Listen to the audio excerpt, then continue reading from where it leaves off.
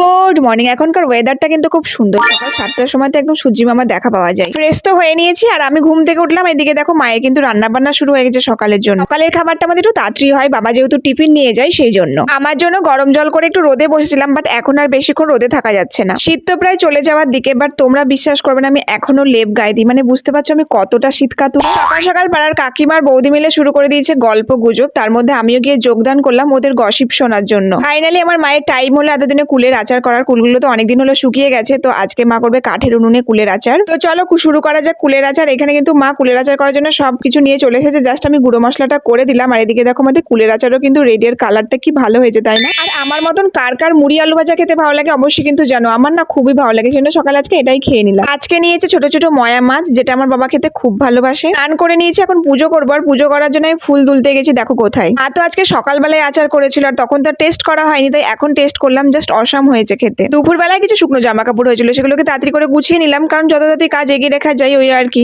এখানে মাকে আমি শেখাচ্ছিলাম কি করে ভিডিও করতে হয়। মা তো ভীষণই লজ্জা পাচ্ছিল, খুব কষ্টের করে করিয়েছি। এখন একটা ডিমের অমলেট ভাজা ভাবছি, কারণ দুপুরে তো মা রান্না বান্না করেইছে, বাট আমার মনে হচ্ছিল একটু অমলেট ভাজা হলে খুব ভালো হতো। ডিম ভাজা হয়ে গেছে, এখন চলো খাওয়া দাওয়া করা যাক। আর এদিকে দেখো খাবার থালাটা দেখতে কি ভালো লাগছে তাই না? আজকে কিন্তু সব সিম্পল খাবার দাবার ছিল। আর শাকের সাথে আমি একদম লঙ্কা খেয়ে নিয়েছি, আর খুব ঝাল লেগে গেছে আজকে আমার। আর আমি একদমই ঝাল খেতে পারি না। আমার বাবা না কুলমাখা খেতে খুব ভালোবাসে, সেজন্য আজকে আমাকে বলেছিল কুলমাখা বানিয়ে দিতে। আমি তো বানিয়ে তো দিয়েছিলাম, বাট মায়ের মতন আর টেস্ট করতে পারিনি। বিকেলবেলায় আমি আর মা মিলেই গোলাপ গাছটা ঠিকঠাক করছিলাম। গোলাপ গাছটা কিন্তু এর আগের বছর অনেক ফুল হয়েছিল, এই বছর একটু কমই হয়েছে, সেজন্য একটু গাছপালার ডালগুলো একটু ছেটে ছুটে দিলাম। এই গাছের গোলাপের কালার গুলো কিন্তু খুব সুন্দর। সন্ধ্যেবেলায় খেয়ে নিলাম একটা কমলা লেবু। ভাই গিয়েছিল এক্সাম দিতে, সেই জন্য আসার পথে নিয়ে এসেছে ট্রেন থেকে দেখো কত কিছু চটপটে খাবার দাবার, যেগুলো আমার খুবই ভালো লাগে। তো আমার এই খাবারগুলোই খুব ভালো লাগে। ভাই যেখানে যায় প্রতিবার খুব মিষ্টি খাবার নিয়ে আসে, সেজন্য এই বছর এইগুলো নিয়ে এসেছে। তার মধ্যে আমার এইটা বেশি ভালো লাগে খেতে। খাবারগুলো দেখে আমার একগাল হাসি দেখে বুঝতে পারছো আমি কতটা মজা পেয়েছি। তো ভাবছি আজকে ডিনারে এই খাবারগুলোই খেয়ে নিই।